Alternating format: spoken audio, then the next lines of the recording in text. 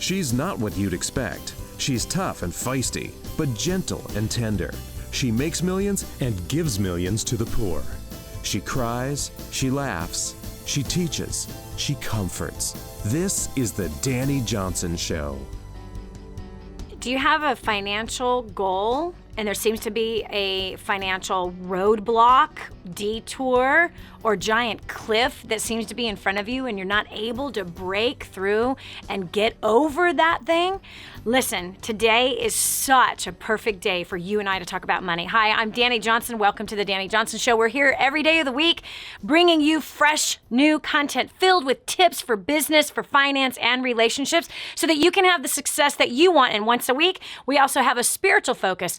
Spiritual life is a very important thing to keep healthy and refreshed, as well as to keep focused, because then you can tackle things like fear, worry, guilt, shame, bitterness, unforgiveness, things of those natures that actually stop your income from growing. Yes, it actually does. But today we're actually going to have a financial focus, because I know that you do not want to end up like 98% of the population who ends up dead or dead broke at the age of 65, dependent on your family, friends, and federal government for your main source of income. That cannot be your destiny. And here on this show every day, we're talking about success. We're talking about you defining success for you, because there's a destiny calling out to you. Part of that destiny has something to do with money. Money is a great, powerful tool. When we don't have enough of it, oh boy, do we worry and fear and lose sleep and even get depressed. When we have too much of it, we seem to get kind of stupid, nuts, and crazy and go a little bit hog wild in areas that maybe we shouldn't. The tool of money can be used to build houses for the poor, or it can be used to buy drugs. Money itself is not evil and is not necessarily good. It's simply just like a piece of paper, like the one that I'm holding.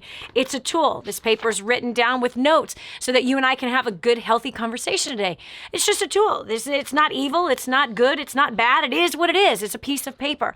Money is the same way. How we choose to use money in our lives really, really, really determines the amount of stress that we decide to invite into our lives, determines the amount of harmony that we can have in our lives. Also, purpose. Money can be put to a great purpose, or it can be put to the purpose of self-destruction. Myself, I grew up in a house where my parents were my stepfather and my mother. I have to differentiate that because I grew up with a man that I thought was my dad until I was 17 and a half and pregnant with my first child is when I found out that he wasn't, that there was this huge lie that my family had kept under the rug for a really long time until one day my aunt told me that the man that raised me wasn't my dad. And to be quite honest with you, I was happy that he wasn't. I was happy that his blood was not in my veins. I met my biological father when I was 18. He was from Managua, Nicaragua. Which was a shock because the man I grew up with was white skin, light hair, light eyes. Nonetheless, it has nothing to do with finances other than this. I was raised on welfare. There was always fighting about money. Dinner oftentimes would be Wonder Bread with margarine and garlic salt. Ugh. Disgusting. And why? Because drugs were more important for my parents' purchasing than it was food. And so, and their lifestyle was a partying lifestyle. It was complete irresponsibility.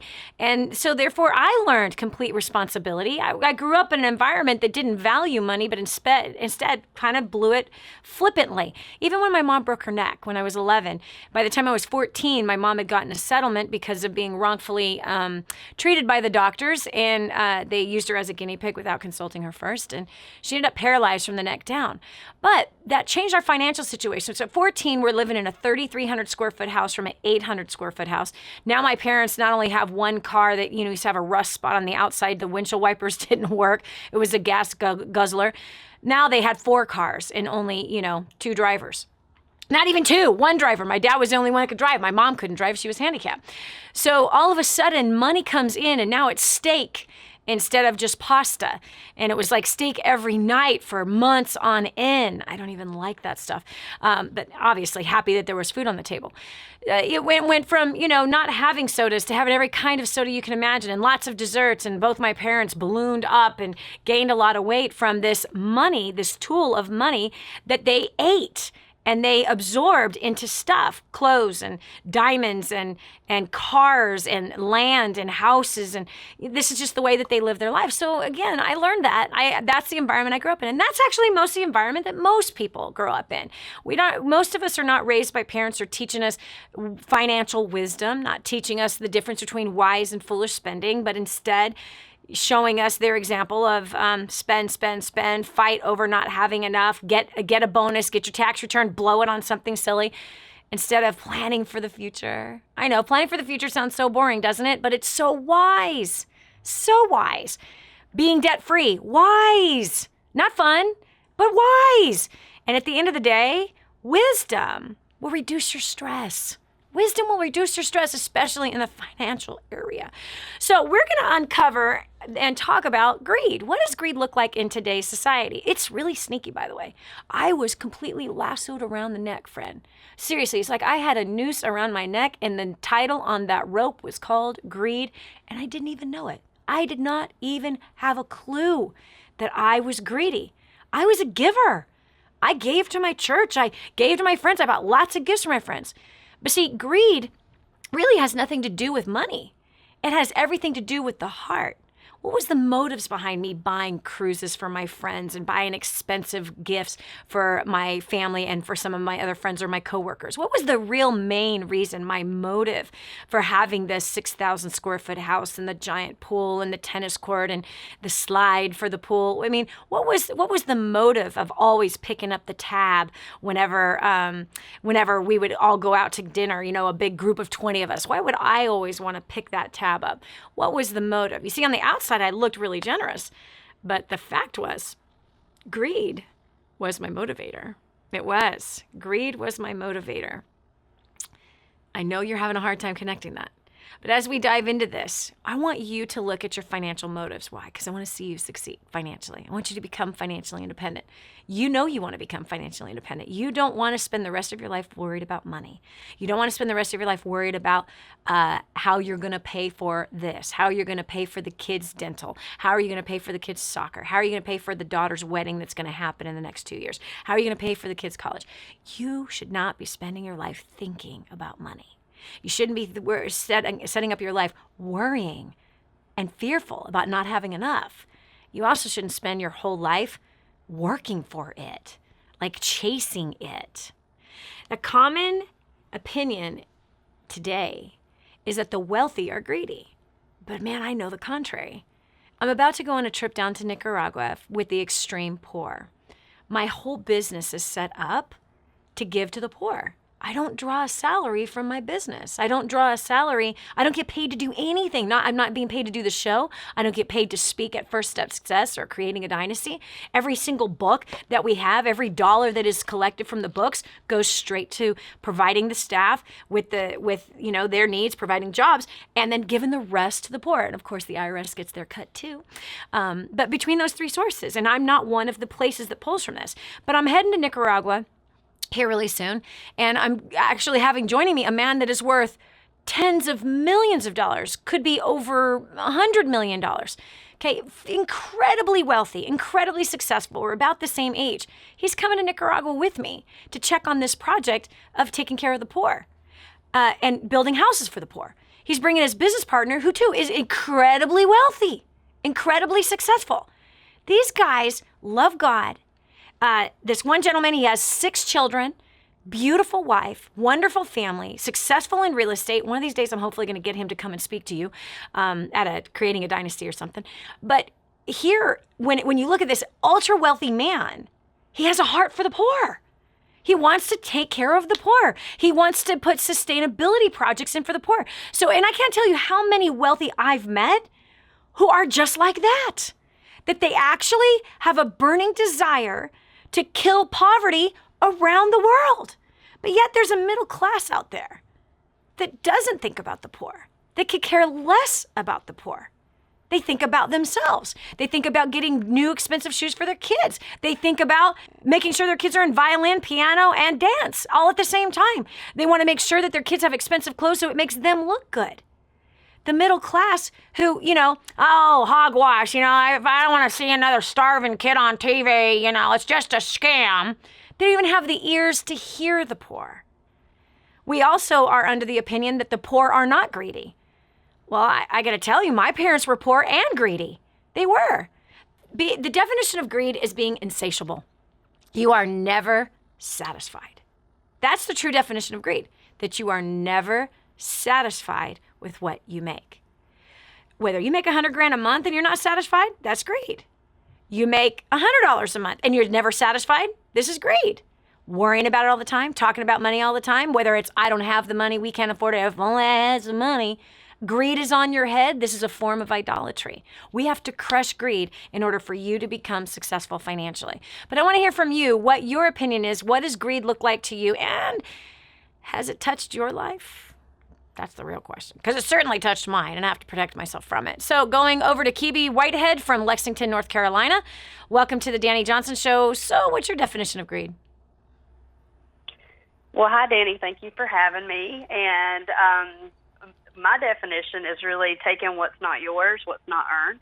I believe that God wants to bless the work you do in all areas of your life, spiritually, financially, mentally, and physically. But as far as financially, that, we go work for what we get, and it's not because someone's rich that they're greedy. So I disagree with just because you're rich, you're greedy. Yep. I've seen, poor people greedy, middle class, or people who, and what have I learned from it? Well, when I thought about money, wanted to make more, it's not about earning money, it's about keeping money. Yeah. And, so I've learned a lot from you. Thank you. Yeah. Okay, so Kibi, let me ask you a question. When you say taking something that is not yours, I believe that coveting is greed. It's the same root. It's when you're not satisfied with what you have, you're not satisfied with your job, you're not satisfied with your income, you're not satisfied with your body, you're not satisfied with your husband, you're not satisfied with your wife, you're not satisfied with your kids, you're not satisfied with your food. People order food all the time eating out, and then they complain about the food that they just bought, right? This is all greed, and that's coveting. It's like wanting what somebody else has, but not willing to pay the price that somebody else did in order to get it. And what I mean by pay the price, I'm not saying sacrifice your life, meaning they were willing to learn, they were willing to work, they were willing to give it their best shot, they were willing to grow, they were willing to fill in the blanks that were there and find solutions to problems. I agree with you. Trying to get something that doesn't belong to you is a definite form of greed. This is Dani Johnson. We'll continue with more after this. Did you know you can see Dani Johnson live and in person? Go to DaniJohnson.com and find out about our next live event. First steps to success. Register today. Call 866-760-8255 or go to DaniJohnson.com/FSTS. The whole story of how I went from homeless to millions is right here in this book, First Steps to Wealth. I'd love to give you a free copy of this book. Just dial 888-757-8880. You can get your free copy of this book. It's like a real book, my friend. You can get an ebook copy for free right now, or if you'd like to pay the shipping to get this $15 book to your house, I'd be happy to send it to you. 888-757-8880. Get your copy of First Steps to Wealth today and begin on a brand new path of some great success. What multimillionaire do you know that volunteers their time to help ordinary people like you and me? There's only one. It's the Dani Johnson Show. It's my money and I can do whatever I want with it. That is something I hear often, and mostly from the 98% part of the population. It's my money. Don't you tell me what to do with it. Okay, well, friend, if you allow your money to do what everyone else is doing with their money, you're going to end up broke like everybody else. 98% of dead or dead broke at 65. That's not your calling. That is not your assignment in life. It is not, your assignment in life is not to worry about money and be broke all the time and be in need. You're not supposed to be in that bucket, if you will. That's not supposed to be your population. 2% of the population will be financially independent. And that actually does not mean rich. That means that you are well taken care of, that you've secured something for yourself, and you can learn how to do that. It means that you're not in debt. You're not covered with that debt. It means that you have at least a year's worth of income set aside, that in the event that A, you need to take a rest, or B, somebody gets sick, that you have income set there and you don't have to worry and fret and lose sleep over it. But greed is something that is very, very prominent in our culture today. I would like to know what you think about greed. How do you feel it has penetrated our country? How it is penetrating our kids? What does it look like in our lives today so that we can keep ourselves on a better path of great success? You want financial success, you have to learn how to be frugal. You want to have financial success, you have to learn how to budget. You want to be successful financially and go towards financial independence? Don't just focus on trying to make a lot of money. Because what you make, you spend. And that's a habit. It has to be quenched. You have to learn how to keep money and then learn how to turn money into your slave. And that's what we're talking about today. So Tracy Jones from Sacramento, California, some of my old stomping grounds. Used to fly out of that airport every month. Tracy, it's a great little airport. Tracy, tell me, how do you think greed is affecting our culture today? How is it affecting our kids? What does it look like to you? Well, first of all, thank you for having me, Dani. It's my pleasure to be able to even talk with you. I think greed is very hard to detect. I think greed is so prevalent now that sometimes we can't see through it because it's so disguised. Yep. Okay, I do believe in having money if you work for it and have as much as you possibly can earn. But I don't believe in every sort of motive to gain money. Like if you're unscrupulous or you're not principled in how you go about getting money, that's what I consider greed. Yeah. Like at any means necessary. Yeah, absolutely. There's no question about that. So when you say that it's disguised, give me another example of greed being disguised in today's world. I just feel like it's going on everywhere. Like it's like if you go to a car dealership and you want to buy a car, and that car dealer knows that the car that you're purchasing is a piece of junk, but he's going to put money ahead of your own interest. Yeah, that's greed right there. Yeah, that's true. That's self-serving. So basically, self-serving. Exactly. Yeah. Money above principle. Yeah, absolutely. Or even work above principle. I was having a discussion with somebody yesterday about this.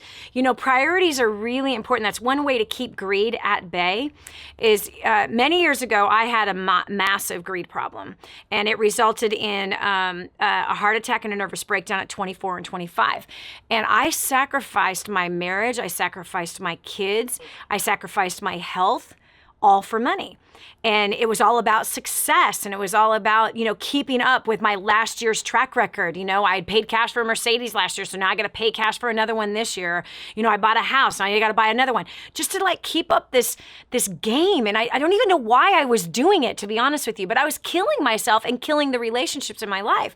And so what I had somebody teach me was about priorities and keeping my priorities straight, that God needed to be first. Well, if you're serving God first, that means you got to treat people well. That means you have to treat people with honor and respect. That means that you have to be honorable and honest with them. That means that you have to do what is right for them and not just think of yourself and do what's right for you. So putting God first. Second was my husband. He wasn't even on my priority list. It made perfect sense why that was the most stressed relationship in my life. Third was the kids. Fourth was work. Well, I thought God was first in my life because I went to church. I thought God was first in my life because I tithed. I thought God was first in my life because I prayed for 2 hours every morning before I started my day. So I had been totally deceived that because I read the Bible and because I prayed, then that meant God was first in my life. Furthest thing from the truth. I was cussing out my husband every day. I was asking him to leave. I was writing him hate letters every single day. I was putting him down, slicing him up with my mouth. That meant God was not first in my life. But what was really first in my life was business. And business was controlling me, money was controlling me, and it was devouring my entire life. Yes, bad news. This is Dani Johnson. We'll continue with more after this. Dani will be back with more expert business, money, and relationship advice to help you live the uncommon life. This is the Dani Johnson Show. I just heard this amazing story. One of our clients had written us telling us that they had used job domination and unlimited success and has absolutely exploded their career. He said, Dani, I don't know where I'd be today without job domination and unlimited success. Listen, do you want more recognition from your coworkers? Do you want to be recommended to people all over the world? Do you want to be somebody that is highly sought after? Listen, if you're in a dead-end place where this gentleman found himself, but then learned new strategies and changed everything in his work life, and obviously this has resulted in higher bonuses and pay raises, you're next. 888-757-8880. Get your copy of Job Domination right now. 888-757-8880. Again, 888-757-8880. Job domination. That's what you need. It's time for you to dominate the job market and break through the rut that you're in. This is the Dani Johnson Show. Greed is a never-ending cycle that keeps you unsatisfied, no matter how hard you work, no matter how much you push, no matter how big the goal is that you achieve. You end up buying everything you possibly can, getting tons of recognition, or at least you think you are, and yeah, you just feel empty inside. Hi, I'm Dani Johnson. Welcome to the Dani Johnson Daily Show, where we talk about success, true success, the reality of success, the price of success. I know that you have a destiny calling out to you. There's a calling on your life, and you want to do something great with your life. But there are things that cause us to get off track. This is why we have to redefine success for you, as I have to redefine success for me and define it for me. Not let society define it for me, because if I were to listen to society, I would be divorced again. I would be a disaster in every way. I would have no children, and I would have no life. I probably would be an alcoholic. Yep, pretty much, or dead, one or the other. Because success, according to society, says sacrifice everything in order to get money. And then when you get that money, you're still not satisfied. Broken hearts, toxic relationships, dissatisfied, and trying to medicate yourself, whether it's drug or alcohol or pornography or illicit sex or whatever it is. This is not the way you want to live your life. This is not why you're on this planet. You're supposed to do something great with your life. You're supposed to be used for a powerful purpose. And sometimes money can choke out your purpose. Isn't it interesting how it controls our life? It's really prominent in our society today, and we've got to be aware. We have to be aware to not get sucked up into it. Rachel Moreau from Lake Charles, Louisiana joins us now. What is your opinion about greed? What's your personal definition of it? Hi, Dani. Thank you for having me on your show. For me, in my life, it's been really something that I've put my identity in, and I've noticed just like growing up, just from our family being so into like the cars that we drove and all these things, and like my image at school. And I know growing up, from like age 16, I had like this Camaro SS, and I had the nicest car at school. But yet I was really always so empty inside, and I felt like really insecure and just was anxious around people. But yet I felt like I had like achieved something, or like it's been like an intense self-focus, and thinking that it's okay not to honor people in shyness, really, because like you've achieved something in this other area or something. It's just an emptiness, a place of just putting my identity in the wrong place. And it's just this unsatisfying feeling, and just always striving. It's created performing in my life. And it's just God's been delivering me from that and turning that around. Amen. Now, this is interesting. I love your transparency, first of all. But you're saying your identity was in money. Your identity was in stuff. So you would trick yourself into feeling significant, right? Yes, by purchasing things. Right. Just like the clothes that I had, or just my image, it's just being focused on image. And it's also, growing up, just created me being lazy too, never working, because just kind of my parents kind of bought my love. My dad worked a lot, but we had a trucking company, and it was just, we all looked good on the outside, but it's just emptiness on the inside. And, I want you, Rachel, to I want you to shine the flashlight in what emptiness actually looks and feels like. It's just worthlessness. You're just searching for approval, really. Yeah. But scared to, you know that there's something wrong, Yeah. but you just hold up facades like as a protection shield, really, Yeah. for yourself. Yep. What brought you to this revelation that that's how you were living your life? Well, honestly, it was you, Dani. Over the last year and a half, one night I was like listening to War on Debt. We got the program, and it was like midnight or so, and I was listening to it and stayed up late, and God just really convicted me, and I just started bawling my eyes out, Wow.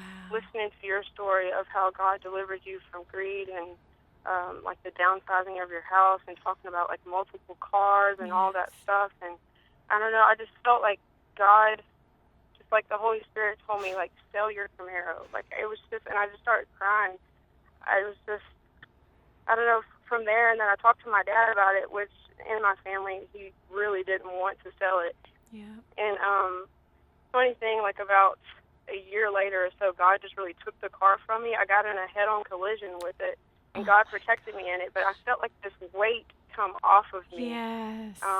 Just, I felt free just from that, and just, I don't know, every day I just kind of, I see an opportunity not to care about like what I'm wearing and all that, and I'm not, I didn't go like and become sloppy or anything on the other end of it, but just not caring, just wearing whatever I want to wear and not living under people's opinions. Yeah. And it's just, I'm finally starting to be able to see myself, and God's just like delivering me from that. It's just, it's been a process of just like cleansing over the last year. Yes, yes. That's exactly how it worked for me too. Rachel, it really did. Like, you know, I remember, and you know what's so weird is that we have these thoughts that go through our head, and we're so busy with our lives that we're not even stopping to think about what we're thinking about. Or just even that question, and like what you're talking about with what's on War on Debt, right? And it's that story of, who is this all for? I am so grateful for that day. I will never, ever, ever forget it. I will never forget it. Who is this all for? And I had this picture of the house. I was sitting in my huge house, but who's this all for? And I was like, gosh, it's not for my kids. They don't need this to be happy. It's not for my husband, man. He could be barefoot in, you know, living in a coffee shack in Hawaii because he grew up in Hawaii. He'd be totally satisfied with that. Then who is this all for? And I was like, I totally convinced myself that it was for God, that my big giant house and all of the money that I spent to show everyone how successful I was, that somehow made God look good. But it didn't make God look good. And I knew it was him asking me that question. That was such a powerful moment to have the reality check of, who is this really all about? And it was about me. Yeah. It was about me. And the size of my house was the size of my ego, man. You know, I had the biggest house out of everyone that knew us, you know. No one else had ever had a house that big. No one ever grew up in a house that big. And no one in my family ever had a house that big. It was like, what am I trying to prove? Right. You know? And then there was just nothing but pressure. Straight up pressure. Now, it's interesting, you said you felt like God told you to sell that Camaro. And he didn't do it. Now, isn't that interesting that you had a wrestling match inside of you going, I can't sell that, I can't sell that. Isn't it weird how we can choose to be attached to a thing instead of obeying God? And I knew that when God told us to sell that big monster house, I knew that if we didn't sell it, we were going to lose it. I knew that. It was crystal clear. I'm like, I'd much rather willingly obey than to be spanked later and lose it anyway. I knew deep inside my soul, I knew it. And sure enough, I was then diagnosed with a heart condition, couldn't work anymore. I mean, it took my income away, which was between $750,000 and $1 million a year.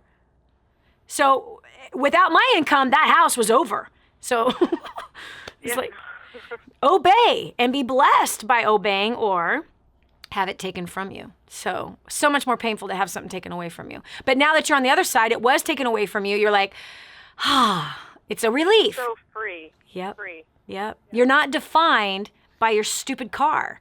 You're not defined by your freaking clothes. You're not defined by the house you live in. I'm so proud of you. Absolutely so proud of you. We have Alicia from Mercado from Waller, Texas. Welcome to the show. What are your thoughts about greed? Well, I have a similar story of chasing success and wanting more, getting a second degree after I already had one, cars, house. The house wasn't good enough. We bought more property. And we were in complete debt and never making enough, that empty feeling, and we ended up.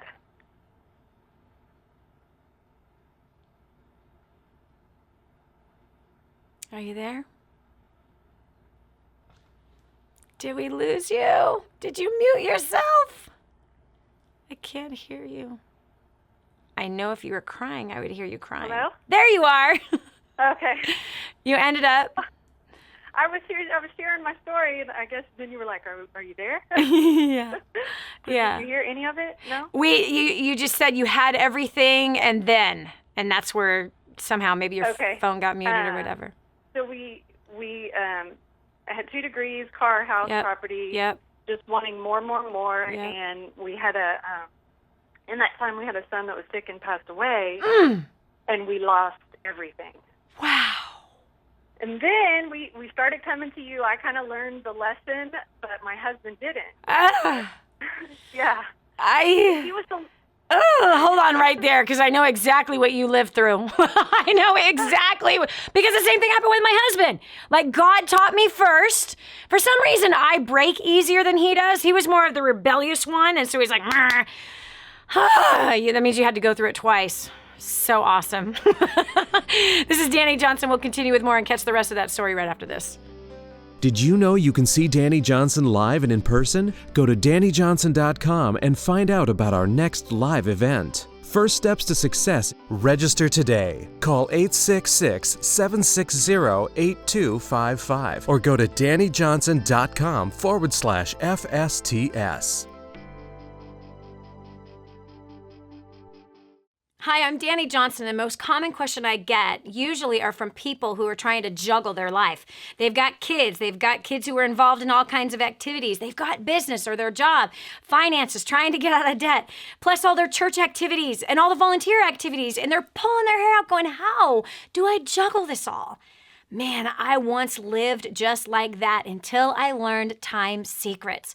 Time Secrets showed me how to be able to cut my hours from 100 hours a week that I was working down to 20 hours a week and tripled my income as a direct result with what I learned. Time Secrets also showed me how to get my priorities in order, which healed up my marriage. And I became a mother that I was proud of versus becoming the mother I didn't want to be. And so if you feel like your world is running around in all kinds of different circles, you can fix that. Call 888-757-8880. Again, 888-757-8880 for Time Secrets.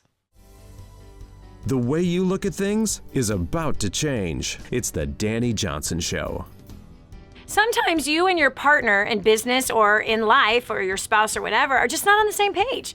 Sometimes that's just how it goes.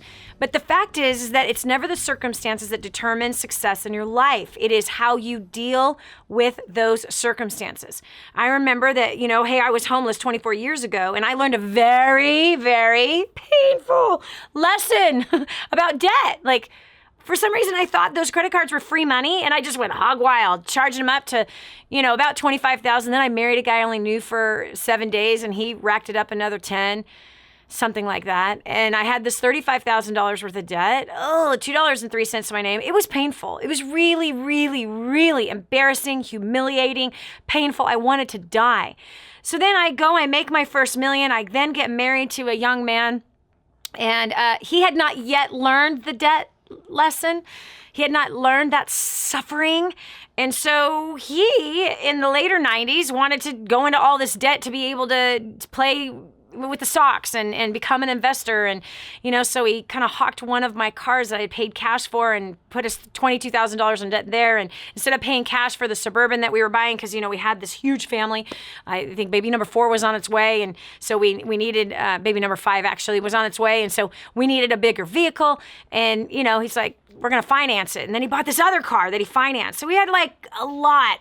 $100,000 right there, right? 60, 20, 40, more, $120,000 just in car debt, not to mention the giant houses that we were buying. And, here I'm like, I'm not really comfortable with this. That's kind of where Alicia found herself after they were insatiable. They were buying houses, property, cars. They lose their son First of all, Alicia, that is crazy painful. Crazy painful. How old was your son? He was 1 year and 3.5 months. Oh. In and out of the hospital, yeah. Oh. Oh my gosh. Was that your only child?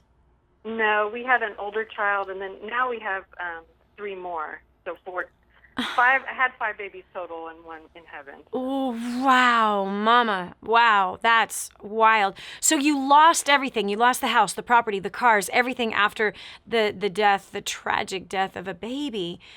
Now, why did you lose everything after the death? Because my husband was drinking every night, drowning his grief. Pain. And it just, we went downhill from there. Wow. Wow. Wow. Man, and you know what? We never know, right? Look, that was part of the journey, losing your son. God wanted to take that son to be with him sooner. And so we never planned for things like that, right? And right, you guys were making all of this money and still were not satisfied, spending all of this money, never realizing that a season, a winter season, like the one you suffered through, was on the horizon. And there will be another winter season coming as well. Maybe not the same kind, but come on. You've been on the planet long enough to know that winter comes, right? Right. Even if you live in Texas. Even if you live in Texas, the state with the perfect weather. I love the weather in Texas, especially where I live. But anyway, so you guys lose it all. Your husband, his way of medicating his deep, deep sorrow, grieving, mourning, and pain was drinking. So that obviously spent a lot of money and was not very productive. So you lost it all. Yeah, he wasn't managing. And I kept telling him, everything that's coming in is going out and then some. And I had been telling him, but, he was out of it. Wow. He was there, but he wasn't really checked in. What's going on now? Well, we kind of did it again. He didn't learn the lesson. And we ended up buying property again, kind of getting in over our heads as well. And I was opposed to it, but there was, to honor him, we had a big, long discussion with parents involved and everything, but it didn't. He was going through with it no matter what. And by the way, spending is another form of medicating our pain. Right. It's another addiction. And he kept thinking, well, when I get this, I'll be happy. When I get that, that never-ending, never fulfilling, the emptiness that y'all were talking about earlier. Yep. Yeah. And we found out that doesn't work, because once he got here, he was on the couch for 3 months.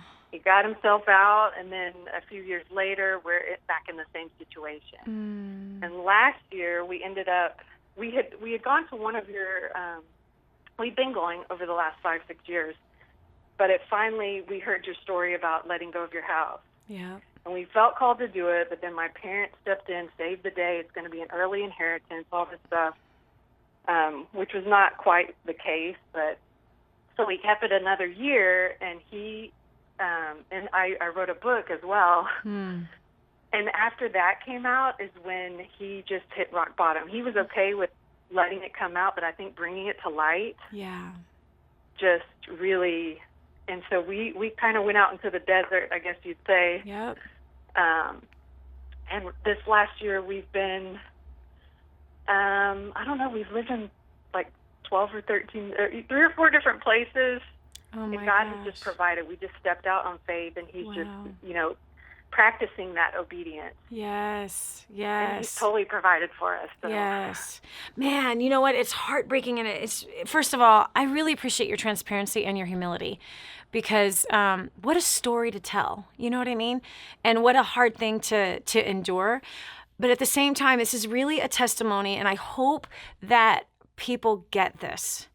There is a price to pay for disobedience. And God is always working things in our background to protect us from failing to a painful place.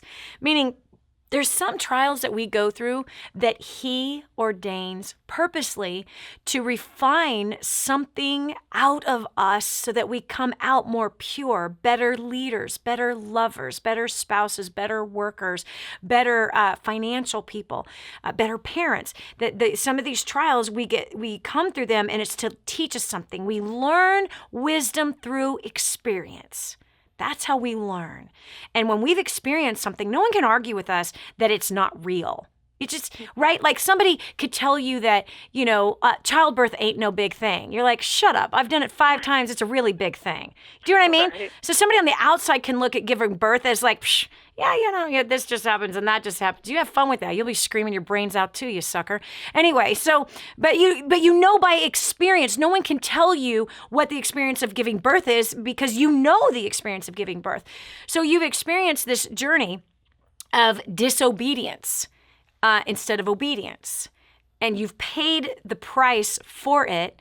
And that price has now put you in a place of, I will obey, and I will obey fast. And that's what my painful disobedience was too, because God tried to tell us to shrink our lifestyle all the way back in 1997. We didn't listen. In fact, we increased our lifestyle. He then told us again, we increased our lifestyle again. And he told us again, and we increased our lifestyle again. And now we're $1 million in debt. Fighting all the time, under so much pressure. And now I have this fatal heart condition and can't work.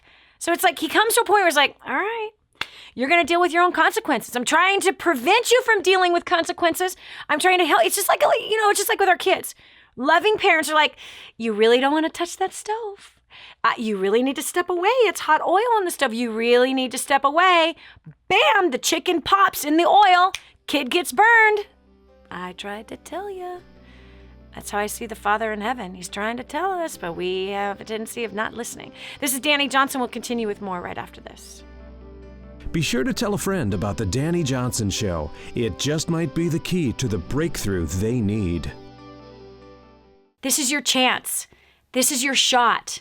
Get your copy of War on Debt right now. There's one waiting for you that has your family's name on it. And inside that package is freedom, your family's freedom. It's on the inside of that package. All you have to do is open it up, press play, and start applying what I teach you in this program. 888-757-8880. You and I are going to help your family become completely debt-free in the next 5 to 7 years. Just imagine how that's going to feel. So what's keeping you stuck? It's time to get it out of your way for good. This is the Dani Johnson Show. Being hard-headed always comes with consequences. And really, the simplest road to success is pretty well an obedient straight line. I believe that there is a God in heaven who loves you, who adores you, and wants to see you succeed. And I believe that he is constantly reaching out to you to guide you along a path that's going to lead you to a blessed life. Even a life that when we do encounter those winter seasons, those sufferings, those hurricanes, those economic earthquakes that happen to us, they are by design to help refine us, strengthen us, raise us up to be better leaders, better parents, better community people. And so even in the hard stuff, he's there putting in wisdom and giving us great experiences so that we can become a people that are a light on a hill for all the world to see, and that they will praise him for the good works they see you and I do. There's another path, and that path is disobedience. That path is filled with greed. That path is filled with being hard-headed.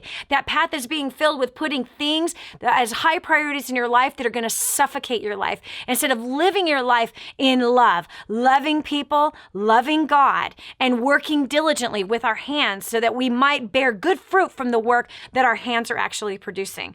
We live in a messed up society, don't we? A messed up society that says in order for you to be successful, you got to win somehow a lottery ticket or marry the right person. That's a bunch of hooey. I know this. He will bless the work of your hands as long as your hands are working. As long as your hands are working with excellence and diligence, you're going to be blessed. I highlight this in a book that I'd love to give you. If this is your very first time listening listening in today, First Steps to Wealth. I'd love to give you a copy of it. Skill set after skill set, strategy after strategy, principle after principle, wisdom after wisdom, things that I've learned through experiencing bad things and good things, and found a final copy, if you will, a formula, a recipe that has really, really worked with handling hard times and good times and creating more good times. I'd love to give you a copy of this right now. If you call our office, 866-760-8255. Again, that's 866-760-8255. Ask for Nate. He'd be happy to send this copy to you immediately. He can send you the ebook right now. If you want the physical copy, you can go ahead and you pay for the shipping and handling. We'll pay for the $15 book. I think that's a fair deal. Lastly, earlier in the show, remember I was handling that objection that the wealthy are greedy. And I was telling you about a trip to Nicaragua that we're taking because we've just finished 40 brand new homes that were built by some of you. People that are amazing people in the marketplace who are putting purpose to money. And they are helping to build brand new homes for the homeless and the extreme, and I mean extreme poor, in Santa Pancha, Nicaragua. I'd love for you to go to the site and check this out. If you go to kingsransom.org, again, that's kingsransom.org, right on the home page, it's a big giant picture of a little girl. Click right there, Santa Pancha, Nicaragua, and check out all the people that are involved with this project. So many business people and teachers and even children that are campaigning, because it only costs $5,200 to build a brand new house for a person who doesn't have food, water, or shelter. You can make a difference and change a life today by going over to kingsransom.org. That's it for us today. God bless you, and we'll talk to you tomorrow. This has been the Dani Johnson Show. Did you hear that last segment? Do you know someone else who needs to hear it? Go to DaniJohnson.com, find today's show, and share it online. Hi, welcome to the Dani Johnson YouTube channel. We're super excited to have you here. And every single week, we're going to make sure that you get awesome videos for your business, career, making more money, saving money, annihilating your debt, as well as helping you to handle those really tough problems that you have with people at home as well as at work, and taking those really good relationships you already have and causing them to flourish and grow. All you have to do is click that subscribe button right down here. Click that and you'll be subscribed to an amazing community of people as well as some great videos that will help to improve your life. Thanks so much for being here. Subscribe now would be good. Just click it. I know you can see it. It's somewhere down here. Okay, talk to you later. Bye.